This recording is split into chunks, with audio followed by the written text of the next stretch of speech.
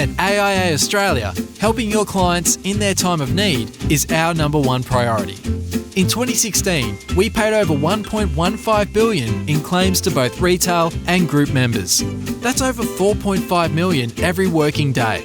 To offer your clients cover you can trust, chat to your AIA CDM today.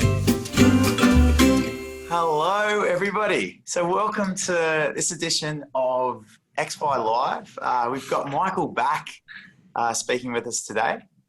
How's it going, everyone? How you doing, Michael? The session today, we're looking at the quest for fulfillment at work. So we're going to be looking at the employee side and also the employer side, because it's very much a two-sided equation, and everyone's got to hold their end of the bargain for everyone to have a good time in the office place. So, Michael, before we commence, I'd just like to mention that there's been some amazing discussions going on in the Facebook group. Like the documentation and things that people have been sharing in the Facebook group have been amazing. And I think a lot of people are really valuing those contributions and the sharing attitude of other practices and advisors that have been doing that. So keep it up, guys. Everyone appreciates it.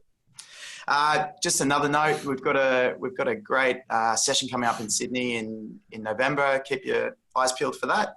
Be put out on the Facebook group. And in terms of today, let's hear a bit more about Michael. Michael works with as a business coach with some great practices around Australia. Michael, you mind sharing a bit about what you do?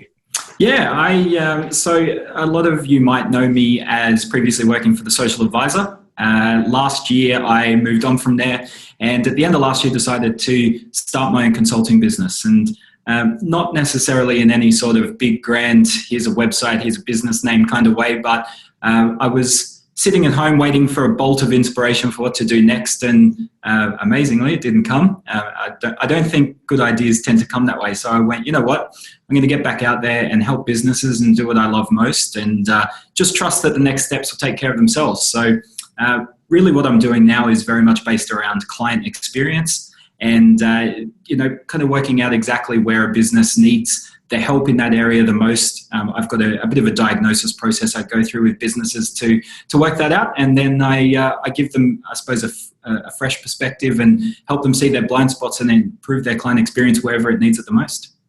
Yeah, I've talked to some of your clients and some really good stuff. There's some of the best practices in Australia that he's been working with. So you've been doing a good job. With your journey to get to this stage of your career or business, Michael, what are some of the things you've done on the way to get here? Yeah, I think, being asked to be on this XY Live was a huge honour. So thanks to you guys for having me on here.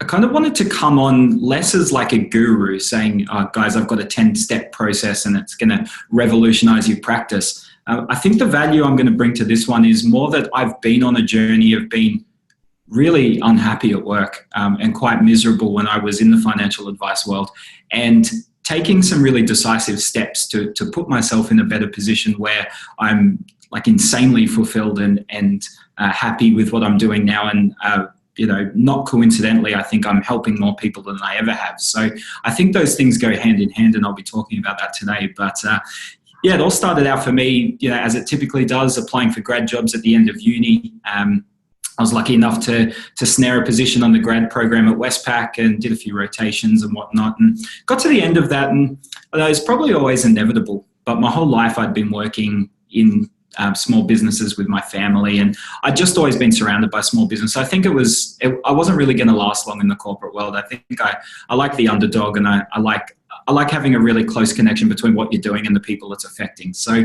I was very lucky, actually. I left Westpac and got a job at a place in Sydney called PSK, very large AMP financial planning practice. Mm-hmm. And about a week later, the GFC hit, but I'd already signed my contract, so I was pretty lucky, I think. But I thought I wanted to be a financial advisor, and so was on that journey of, there's two ways. You can either start in admin or you can start in paraplanning and work your way up. Do you remember the point where you decided it was a good idea to be in financial advice and be a financial advisor? Yeah, good question. So I think on the grad program, you do 3 rotations, and the expectation is you'll probably like one of them and not like the other 2, and then you just try and get a job in the one that you liked. I got to the end, and I'm the type of person who always finds things to enjoy. So I didn't dislike any of them, but I could just tell that being kind of 20 layers removed from the customers of the bank just wasn't really what I wanted to do. I mean, I remember on one of my rotations, they put me in a Westpac branch for a couple of months. And that was my favorite part of the whole year, because you were meeting people and, fist bumping the security guard on the way into the branch. And, I liked being on the ground and seeing the real impact that this was having on people and being at the coalface. But, it was probably fortuitous at the time. My dad was sharing an office with a financial advisor. I used to bump into him a lot, and I think he probably, was trying to convince me to enter the industry, but it made sense. It was something that I'd seen the value of in my own family, that the difference it made to my family's life. And I just thought it ticked a lot of boxes. So I thought I'd give it a crack. So, and this was during the heydays of financial advice, where compliance was a lot less cumbersome than what it is today, I guess. So, yeah, I think so. Yeah, I was more relatively appealing. Yeah, absolutely. Yeah, and I remember it was such a good experience. I was really happy I had it. But when I was in the Westpac branch, they'd give me a list of customers who had over 100,000 in a term deposit, and I was just cold calling them. So I had some awesome experiences, which I feel like a lot of younger people in the industry don't necessarily get today. Yeah, I was having a good chat with the student engagement people at the FPA yesterday, and discussing ways, because they're forecasting that there's going to be a huge gap in the number of advisors to the number of people. My opinion is that there's a huge gap as it is already in terms of the amount of people who need advice and the amount of advisors out there. But if we look at the drop-off that is likely coming with all the education requirements and just general transition of people to retirement, there's a bigger gap. So they're really concerned from a strategic standpoint. How are we going to get more people into advice? And there's a lot of things in the way of someone becoming a financial advisor these days. It's really like you're saying, that your experience sort of warranted, it got you a bit closer to those steps, but not everyone's going through that same path. So it's it's an interesting space.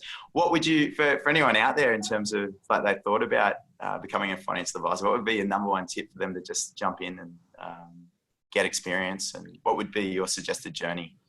It's something I've used a lot throughout my career, and I think it's one of the most underrated things that you can do when you're interested in something, and that's just being willing to donate your time. So, I'll probably share more of my journey of starting out as a paraplanner and now being a business coach. Like, how the hell did I go from there to there? But when I was working at PSK in Sydney, and I started having these, I suppose just some intuitive feelings towards what I might be wanting to do. It wasn't like I then just did a course and then applied for a job and got it. I actually reached out to Baz from the Social Advisor, who at the time, there really wasn't a business there. It was before Advisor Edge had even started. And he was just this guy who had some really interesting ideas about how financial advisors can use technology.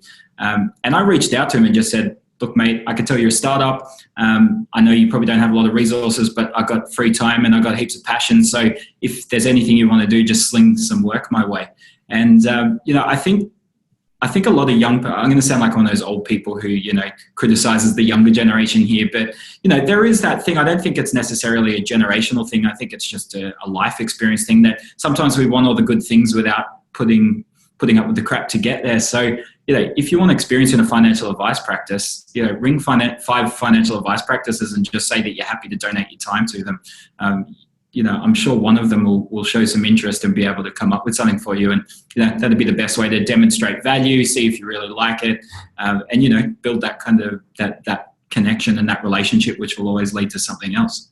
Yeah, I'm completely behind you on that one. That's a bit like how I got into financial advice. I sort of got suggested to do a diploma of financial planning while I was at university, or RG146. And because it would give me some opportunities, and I did it, and then I didn't quite use it. And I was like, wait a second, I did this thing, I want to go use it. So I called around and applied to a whole lot of advice practices. And I'm sitting there with no experience, trying to put myself in front of them, and eventually got something, it was just the persistence that got me there. Yeah, you got to play the long game. You can't expect everything too quickly. You got to yeah, you just got to be patient. I think that's a really underrated characteristic as well. Yeah. So when you're in these like going on this journey and sort of towards like got into an advice firm, and you realized you got to a point, there was a turning point. Is that what happened? Yeah, there was actually. So, there's always that thing, like I said before, that if you want to be an advisor, you either start in admin or you start in paraplanning. I'd done a lot of the admin at Westpac, so I went, okay, well, now I'll just kind of get technical and then that'll round my skill set, then I'll become an advisor. And, you mentioned compliance before, and this is one of those things I often look back on and go, geez, how different things could have been. And not in a regretful way, but I remember just looking at the changes to the industry and the compliance, and I suppose all the red tape that was getting, put in front of advisors, and going, I actually think financial advice is going to get to a point where it'll be so expensive that it won't be able to help the people who probably need it the most.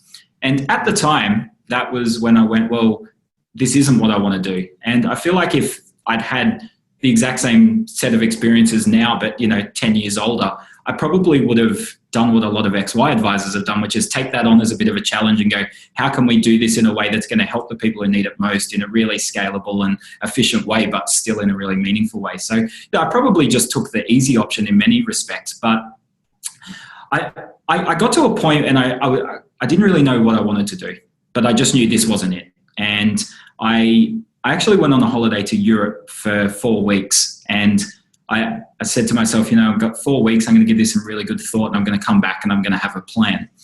And, I went with a couple of mates, we went to UK, went to Spain for this festival, stopped in Japan. Like it was a typical, boys holiday. And I spent absolutely none of that 4 weeks thinking about work. Like I just had a really good time. And I remember being at the airport on the way home, and I was actually really disappointed in myself. I'm like, you've given yourself this big opportunity to work out what you're doing next, and it's probably the most important thing in your life right now, and you've just got distracted by shiny objects and hadn't given it any time. And how old were you then? I was 26. 26. Yeah. Formative years. Those. Yeah, absolutely. Well, I know I was 26 because that was the year the Dragons won the grand final, so I'm not going to forget that one in a hurry. But yeah, that memory the way things are going. Yeah, I know, yeah, probably another 26 years, I think. But yeah, so I was at Heathrow Airport. I was a bit down in the dumps, just going, in 3 days' time, I'm going to be back in that seat that I don't really want to be in. Great company, fantastic people, but it just wasn't. I just knew it wasn't for me.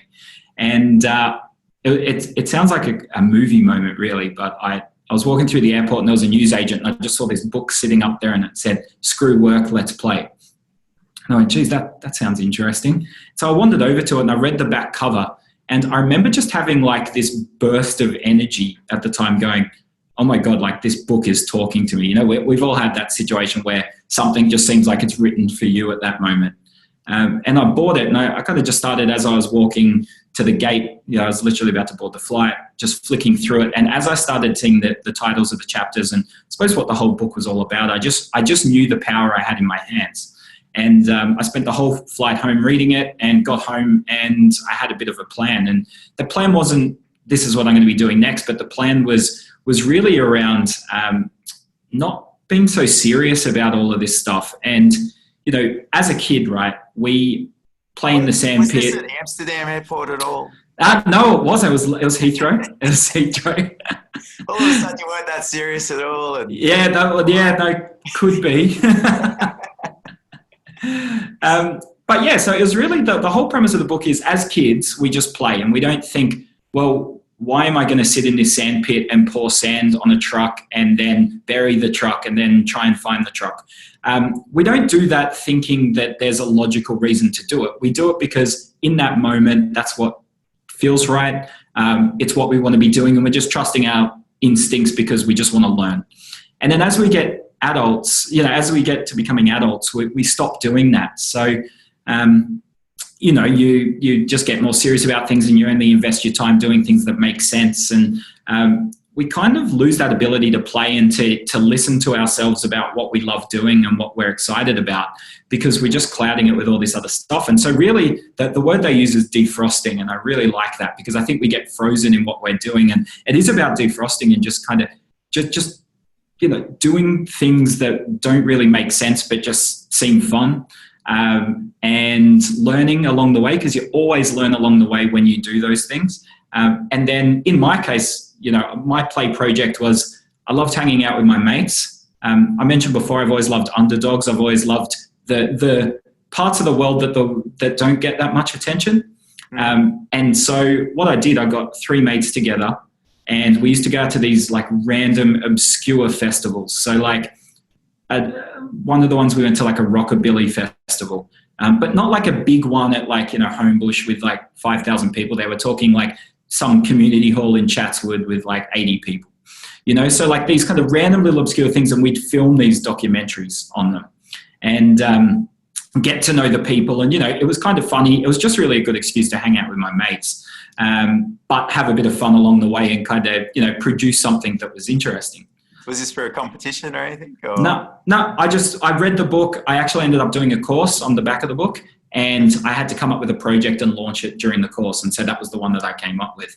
And, my mates, we just went along for the ride because it was good fun. But the things I learned along the way were like how to build a website, what camera to buy, what microphone to use. The first videos we didn't have a microphone, it sounded crap, so then we had to get a microphone. How to edit videos, how to put stuff on YouTube, how to build Facebook pages, how to get people to watch your videos. And so here I am in this financial advice practice that I knew had to solve all those problems, and there was no one there who could solve them. And here I was on the other side doing all this stuff in my free time. And then all of a sudden I went, well, hold on a sec, I can bring all those new skills and help you guys out. And that's what ended up happening. And I was really fortunate that the CEO of the company decided to create a role for me. He's like, we need this stuff. They had like 35 practices and no CRM system. 35 advisors in there, no CRM system. So, they needed a tech, a lot of paper and not much ability to market to people or just, stay in touch and contact them. There was, it was just an amazing opportunity. And so, I kind of had that nerdish techie skill on one side and then all these other things. So they made me the digital marketing manager, and, the rest is history. Yeah, that's awesome. Well, that's the sort of thing that I've talked to quite a lot of people about in terms of having that tech champion in your business. You became that guy. Absolutely, yeah. And, it got to a point where the business probably went from there to there in terms of tech, and they weren't, really willing or even, excited about going to the next level, and that's fine as well. And so that was the point where I went, okay, well, maybe it's time to go move on to do something different. But, to go through that experience, I helped them a lot, but, just as importantly, they helped me, get back in touch with what I love doing and get a lot closer to that fulfillment, which was lacking. So did the practice see, like off the back of some of the changes that you went through with them, were they seeing quite a financial difference in terms of like the bottom line and what the outcomes that were coming through the practice? Yeah, it's a good point, because I think, when I was getting obsessed with this stuff, I was studying a lot of traditional wisdom, which was, you need a big brand and people trust the brand and all of these things. And so a lot of what I did in the first place was like top down, I would call it. So it was all about PSK as a brand.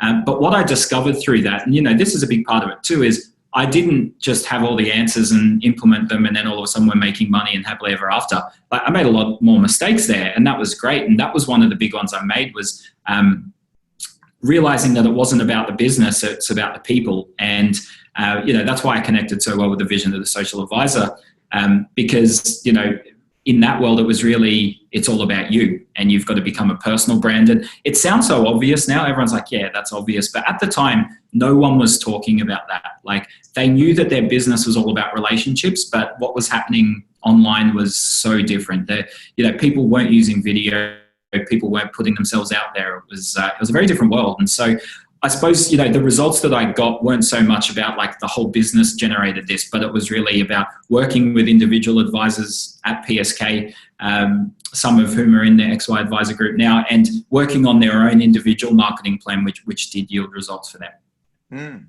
Yeah, great. So, like, I guess for everyone listening, it's what we're really talking about is what what practices can get out of like this sort of discussion, but also what the employees. So it's a very, very much a two-sided coin that we're walking along here, because I think some of the insights out of like Michael's experience around the benefit he was able to sort of provide in the practice after he was given the opportunity and discovered he was quite passionate about a certain space, and he was let loose to an extent and be able to do that, rewarded him, but also the practice at the same time. So, like, I guess for people, so for the people listening that are actually working in advice practices, what, from a thought process and like maybe a way to sort of think about if they are really hitting their values in how they're operating, and I know some practices probably out there going, don't get giving my guys ideas. I don't want them leaving. We're going to do it anyway. What would you say to those people that are sort of unsure if they're really working with their values? So, sorry, do you mean if like the employers or the employees? Like the employees in this, for this question. Yeah. So look, I think ultimately we know if we're happy at work. Like it's that thing of, are you hitting the snooze button or are you just pumped to go in there? When you're at a party and someone asks you how's work, we all know that feeling where we're like, oh, I don't want to talk about work. I'm at this party because I want to forget about work. I mean, they're the warning signs where you go, something's wrong, something's got to change. And that goes with any area of your life, right? You kind of know at any point in time how you're feeling about it. I think, one of the... So I think, if for me, it's like, it's really a case of value. And I think, believe in whatever you want, the universe, religion, whatever. But I think nature, if we just want to call it that, has rigged it. So like the more value we're giving to the world, the more we get back in terms of energy and fulfillment and clarity. Sometimes money, that's part of it as well. But it's not always part of it. It's that energy. So if you're low energy about your job, you're not really clear on why you're even there. That's a sign that you're not giving as much value as you should. So really it's just about, do you feel like you're giving as much value to this place as possible? And if you feel like there's way more that you could be giving, that's a sign something's got to change. What about on the employer side of things? Like in terms of, I guess, at their level, in terms of them feeling whether they're getting value or they're delivering value to their employees. What about that side of things? Yeah, I think it's I often look at Google. They're well known as a company that just hire amazingly and build an amazing culture.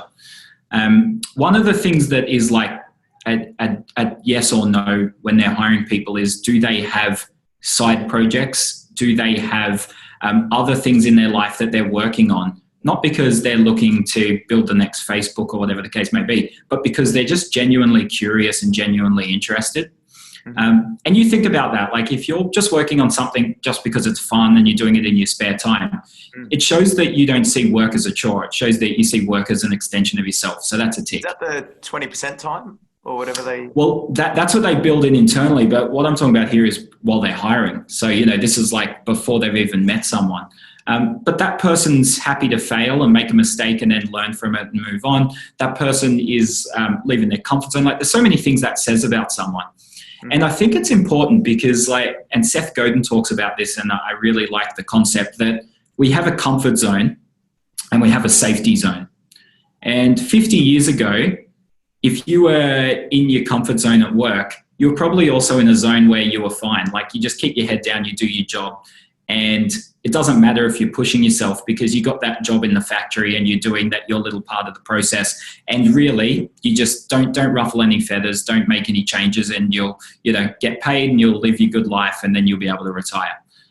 But what Seth talks about is how those two things are becoming completely different. And the most safe, or I should say the least unsafe place to be is outside your comfort zone, because the world today requires us to leave our comfort zone and to learn quicker than ever, to adapt quicker than ever. And if we're just playing it safe and doing what we've always done, we're going to be in trouble. We're going to be in the danger zone in the future. So I think as an employer, I'd be firstly looking for people who are prepared to leave their comfort zone, because really by extension, as a business, you're either, if you're not out of your comfort zone now, you're going to need to be very soon. Otherwise, you're not going to be relevant in years to come. So I think it's about bringing in the right people who are prepared to do that. Obviously, with any change like that, you might have some people in your team who just aren't prepared to leave their comfort zone, and that's a challenge. But really, as a business, you just got to kind of put your foot down and go, well, now's the time to build a culture and to build a business that relies on people to try new things and to bring them their best self to work, and to do things that we can't even imagine, because we're tapping into the natural strengths and passions of the people in our team. Well, what are your suggestions? Is it like setting aside 10% of someone's work time to go, this is your tinkering time, go improve our practice somehow, however you want? And I think, what are your suggestions? I think for some businesses, that's an awesome idea. I don't think there's like a one size fits all approach here, but so anyone who I work with or has read my blogs, they might have heard of this one, but I always talk about the success triangle. It's got a very wanky name. I'm going to put my hand up and say that now, but it works. And basically the whole idea of the success triangle is, in order to be successful at anything, you need three things in balance. You need clarity, you need capability, and you need motivation. So in other words, you got to know what you're doing, you got to be able to do it, and you're going to want to do it. So if we wanted to apply that methodology to this, I think there's work that needs to happen on each side of the triangle. So clarity-wise, you need to set an expectation with the team that you're not just here to do what's on your job description. We want you to push yourself, and we want you to try things that are not necessarily on your job description, but that interest you and that you're passionate about. And we also want you, and some of the best businesses in the industry are doing this, is actually setting expectations around achieving personal goals. So, when it comes time to sit down and do that performance appraisal, you're seeing enough clients and you're bringing in this revenue, but how are you growing? Now, you told me at the start of the year that you wanted to achieve this. How have you gone with that? And there's a fantastic book which Peter Diamantidis put me onto called The Dream Manager, which is all about this. It's a real story about a cleaning company that brought someone in whose job it was to help the people in the business achieve their own goals. And, you could almost say as a financial advice practice, it would be hypocritical to be telling the world that we're going to be here to help you achieve your goals, but then with your own team, you're not helping them do it. So for me, that's the clarity side of things, is like setting that as the expectation that people like us do things like this, which is achieve things outside of work and bring themselves to work, along the way. So then we move on to capability, which is that's knowledge and things like that. But one of the biggest parts of capability is time. And that's where your 10% time, or whatever you want to call it, is really important. Is, not just saying to everyone, look, do your job and do 40 hours a week, and then any other time outside of your 5 days, you can work on your own things. Like actually carving out that time. And for some businesses, it's just about an agreement that it's okay to be working on things like that. But for others, it might be right every Friday afternoon when you usually clock off mentally anyway. Let's do something fun so you end the week on a positive note.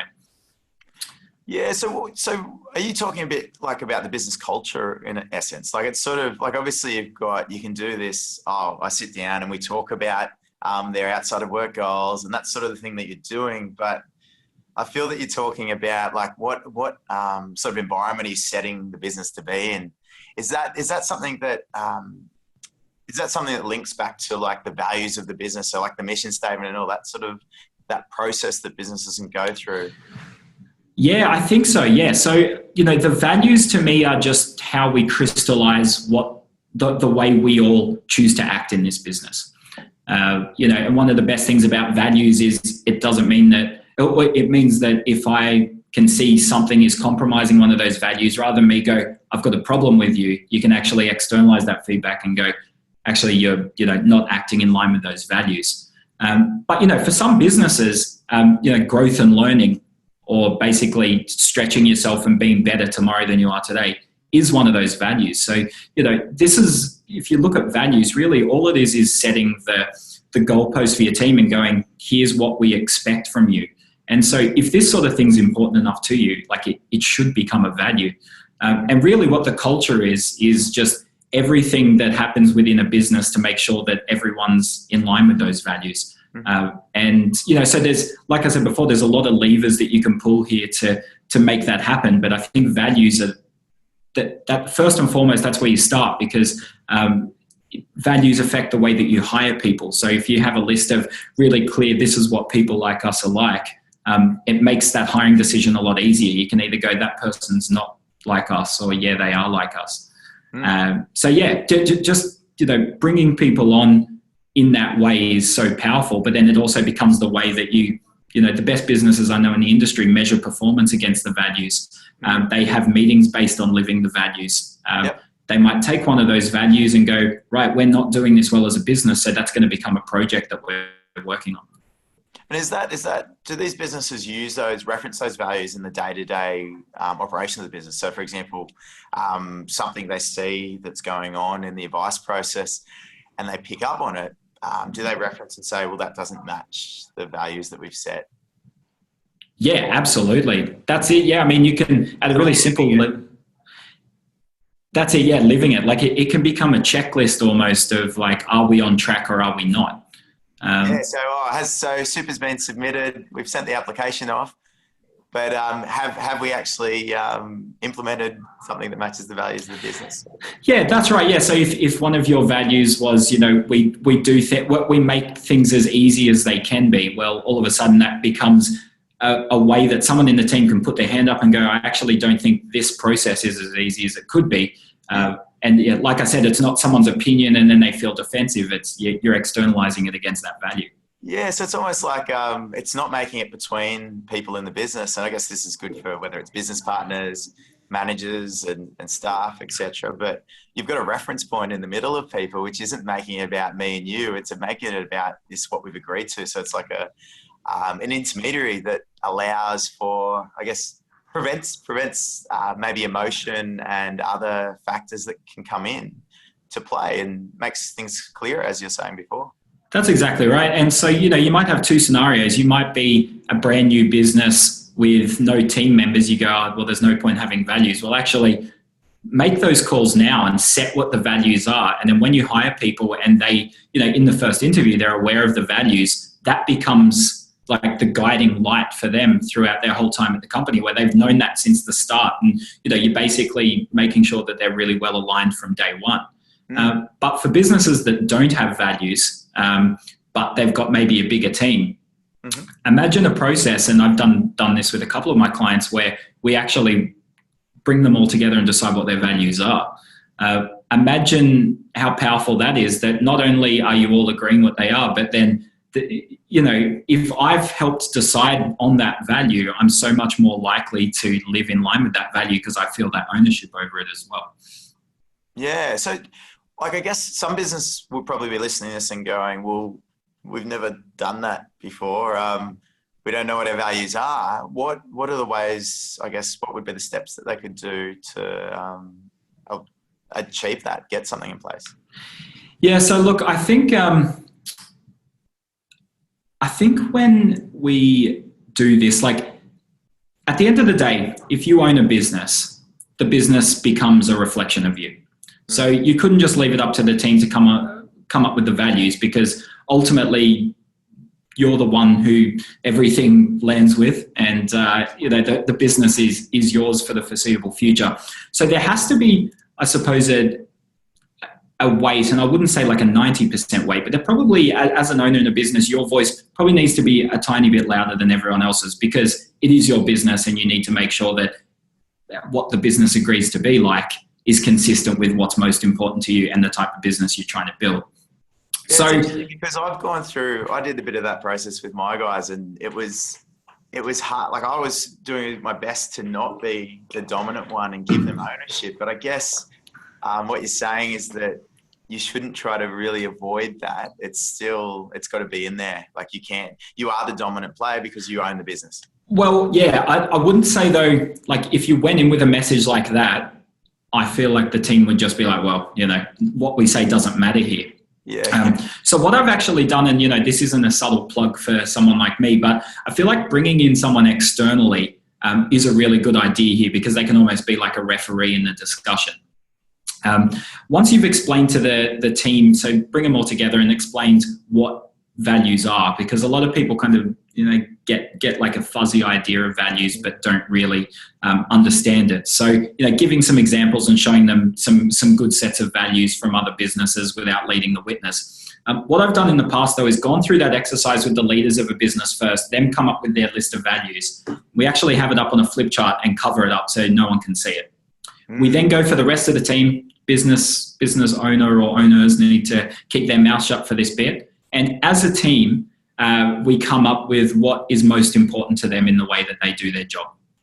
And then you come up with a list, is this one's pretty similar to that. So what wording do we think's better? Look, if we do it this way, by default, we're going to do these three so we can cross out those three because that one's the most important one. So you kind of go through that process of getting the list.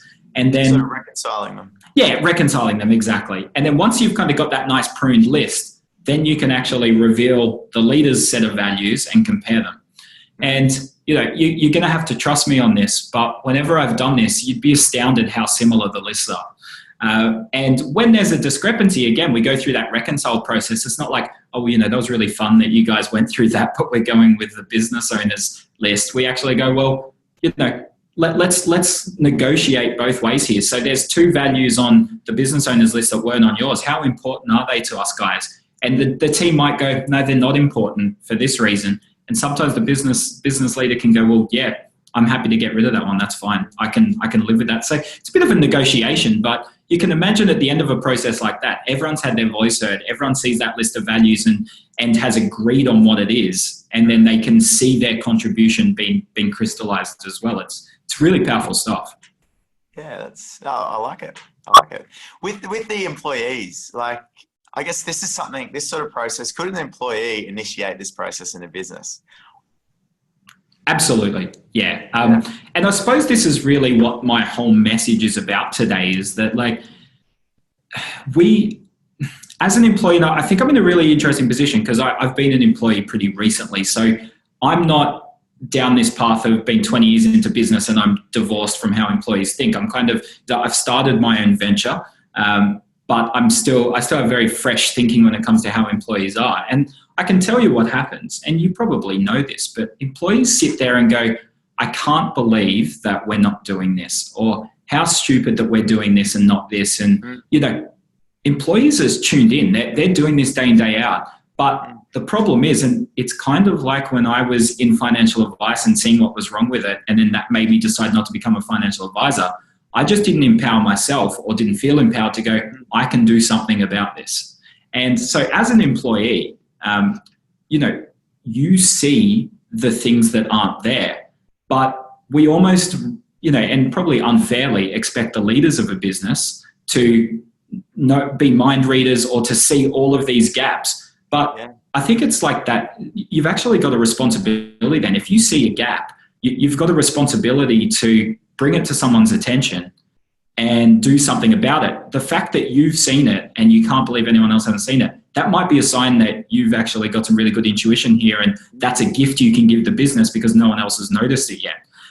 But we talked about responsibility. Well, there's also what I'm talking here about is, as a business, giving people the power to then do something about that. So you might feel the responsibility to raise issues, but then if they always just never go anywhere and you never get empowered to do something about it, that list of ideas that I've got for the business is going to dry up pretty quickly if I don't feel like there's any point raising them. So you've got to have the follow through. But this is one of the things I often, when I was at the social advisor, I used to tell people was the big difference was when I was in previous companies, I'd have an idea and people would go, that's a great idea, well done. I'd get the pat on the back and I'd feel good about myself, and then it ended there. I remember when I went to the social advisor, it was like, oh, okay, yeah, that's a great idea. Go do it. And then you're like, oh crap, I've got so much work to do now. I've got my to-do list is long enough. Now I've got to make it longer. But of course, seeing that idea through from inception to execution and working out how to bring the team on board and to get it implemented properly and learning a million things along the way and then seeing the fruits of your labor, it's such a rewarding experience. But again, it's my personal, the way I see the world, my experience, all of that had led me to that point where I could see that idea that someone else couldn't. And I suppose my message for employers out there is, don't underestimate the value of that. That if people are complaining about things, why not build a culture where they then have the ability, the clarity, the capability, and the motivation to implement them. It's better for your business because you're solving problems and becoming better as a business, but it's insanely empowering for the employee as well. Yeah, so I'm hearing two messages here, and one's for the employer, one's for the employee. So for the employer, I'm hearing your responsibility is to create an environment where an employee can sort of push up and and create to an extent, create something in their role, create something to tackle a problem, and take more ownership. I guess that's what I'm hearing. Is that fair? Yeah, absolutely. Yep. Yeah, and on the employer side, I'm hearing on the employee side, you're not just entitled for an employer to hand everything to you on a platter. Most employers, they're not able to do everything for you.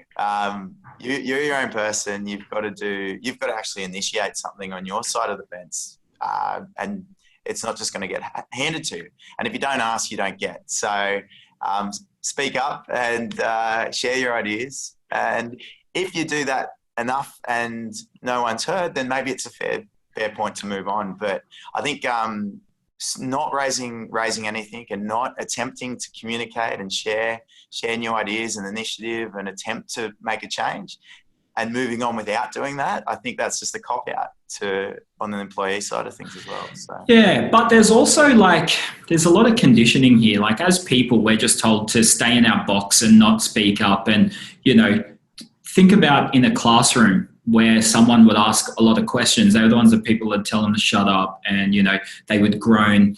The people who put their head above everyone else and do stuff differently are often shot down in flames. So yeah, you're right. As an employee, you need to create a culture where that's the expectation. It's the right thing to do for the person because it's empowering, but it makes a lot of practical business sense too, because the businesses who are full of people like that are the ones that are going to thrive. But going back to the employee, I think, because of that programming that I mentioned, the typical employee is not that empowered. And I think a lot of this comes down to value.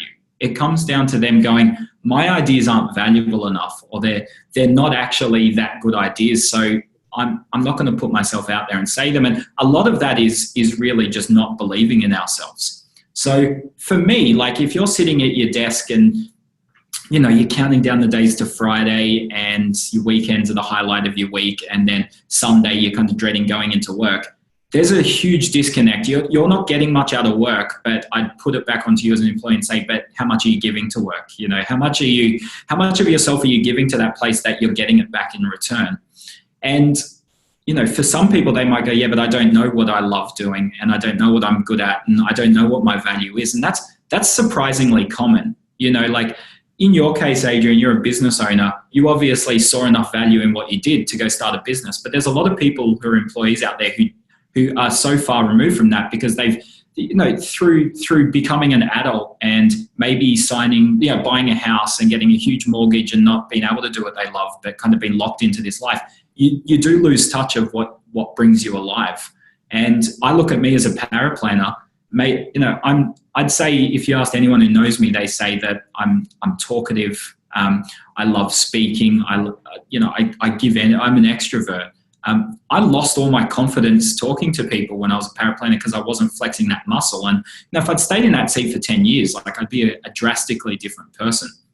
So what I'm, I suppose, as an employee, if you're at that point where you're I have no idea what makes me come alive, I think we need to almost become life explorers and really start asking those questions of what gives me fist pumps in life? What are the things that make me more excited than anything outside of work? And then using that as a clue and going, what are the things at work that I procrastinate on the most? What are the things that I avoid doing them? I'll go check my phone, go get a coffee because I hate doing them. Because it's just as important to not do the things that you don't like as it is to do the things you love. and then just basically one of the things business owners and employees at the same time. Oh, absolutely. Yes. Spot on. But, just asking, I could come up with a list of 1 million questions. What are the things you find yourself doing in your free time, even when you don't get paid for it because you love doing it so much? And the whole hypothesis here for me is that it has never been a better time in the entire history of the world to be able to make a business out of what you love doing, or to add value to a business based on what you love doing. Like, technology has basically meant that, if you were an amazing writer and you wanted to write books and be a journalist when you were younger, but then all of a sudden you become a financial planner, technology has meant that you can become a blogger. One of the examples that I've got of someone I met in the UK was a lawyer who wanted to be a rock star. And so he did his when he was younger, he wanted to be a rock star. Smart guy, ended up doing a law degree. So he's like, well, I want to be a rock star, so I'll go become a lawyer at a music label. And he was miserable. So he thought, well, music, that's what I want to do. But no, what he wanted from that was the emotion of being in front of people and moving them. So he ended up just recording videos, and he's now become like the rock star lawyer. So he's getting that same fulfillment. So it's just about getting in touch with like the things that you love doing. And you can't do that by just, like I said, I sat at home waiting for that. But it doesn't happen on your own. You've got to get out there and just make things happen. Launch a podcast, like start doing YouTube videos. It doesn't matter. If they're not successful, you've got to just get comfortable with that, because it's the journey that's the reward, as Steve Jobs would say. Yeah, I think touching on like the expression that you're referring to from that lawyer, I think when self-expression is muffled and you've actually got something that you would actually, if nothing else was stopping you, you would like to express. If you're stunted with that feeling when you have it, that's a sign that maybe you should look at how you can express what's going on underneath. And if you're not doing it, that's when you're putting yourself in a position where you're not going to be enjoying what you're doing. Absolutely. It's the thing is, like, I was sitting in that seat as a paraplanner, and I probably could have sat there for 20 years, but it would have got to a point where they went, well, hold on a sec. Michael's doing X amount of plans a week, and we don't get much else from him.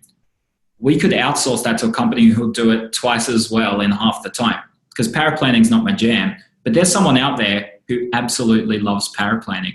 And the world now, as connected as we are with technology, it's easier than ever to find those people who love doing what you don't do. And like I said, they'll do it half the time, twice as well. So if you're sitting in a job now and you know that deep down it's not what you should be doing, this is the whole comfort zone, safety zone thing, is that like you're in your comfort zone, but you're in a danger zone. You're not in your safety zone anymore. So in order to be in a situation where your future is more self-assured, you actually need to leave your comfort zone. So, like, I think I've seen it, I've heard about it these days, like an option that you could have had would keep your paraplanning job and just find an assistant that you outsource to. And like you can just work half the week and outsource for a cheaper rate. I love that idea. Well, on that though, Michael, was there anything you wanted to share before we wrap up? Look, I'll tell a story. And, I don't want to go all philosophical, but I'm going to go all philosophical. Because I feel like this, I'm telling you this story now because it really reflects my experience in life. And I just think for people out there who are maybe in their comfort zone, it's something worth considering. So 2009, I went to Chile with a bunch of mates. So I met these awesome Chilean dudes at uni, and one of them was getting married. So we went over there, and there's kind of like 12 of us from all sorts of countries in the world. And we were going sandboarding. And for those of you who don't know, it's like snowboarding, but you're on sand dunes. And a couple of the guys in my group are like, adventurous and like high energy people. So they were like running up there and just going down. And I'm actually scared of heights. And so I was like procrastinating, right? Like I was walking up slowly and I was talking to people at the top, then they'd go down and someone else would come up and I'd talk to them. And, a few of my mates had probably done 5 or 6 trips down there and I'd done none. And I was scared. Like I was actually really, I just didn't want to fall over. I didn't want to hurt myself. And, my fear of heights got in the way. Eventually someone saw what was happening. I was like, no, come on, like come down, just do it. And I went down, and probably 20 meters later I fell, and the sand was soft and it was warm, and it actually felt amazing. It did not hurt. And it made me realize I'd put off this thing because of, in my head, I'd built up how hard it would be. But it was actually the failing, so to speak, of falling, actually felt really nice. And so after that, I just kept getting back up and going down. And when I'd kind of removed failure as being an issue, I stayed standing longer, but I also just really enjoyed the experience. And, there's a really nice parallel for what I was doing in my previous life too, of this paraplanning job, which I wasn't loving. And, I've done things since then, and I've left my comfort zone, and I've stuffed some things up and looked like an idiot. But at the end of the day, like that experience of feeling the highs and lows of life, the lows just as much as the highs, it's kind of like what it is to be human. And I think, we're here for such a short amount of time that, shrinking yourself down to this like job that just funds a small amount of your personal life, and you realize you've got more to offer. Like, life's too short to do that. And I just think what you're scared of or what you're worried about is probably nowhere near as scary as you think. So ultimately it just comes down to what's the worst that can happen. And that's if you're sitting there in your comfort zone. But as someone who leads people like that, you could be making a profound impact on their lives if you give them that confidence to try things and to fall over a few times and learn the lessons, but really just bringing their full selves to work. Like, if someone's diluting themselves and they're bringing 60% of themselves to work, if you've got a whole team doing that, like, you're not getting much bang for your buck as an employer. But if you can find a way for people to bring 80, 90% of themselves to work, like, just imagine the difference that would make to your business. So it's, it's almost the most human thing you can do is just be yourself. So have a crack on either side, whether you're an employee or an employer. Give them a go. Absolutely. Awesome, Michael. Well, one of our more philosophical sessions we've had on XY Live, the Zen Master Michael Back, also known as one of the nicest guys in financial advice, and I'm sure you guys have seen that today. So thank you for being on XY Live, Michael, and I'm sure we'll have you back again next year sometime. Sounds great. Love that. If anyone had any questions for him, follow-ups to this, just drop them in the Facebook group where the XY Live is there. Tag Michael. He's in the group there. Adds a lot of value. So, don't be shy. Everyone Have a great rest of the week. Thanks, Adrian.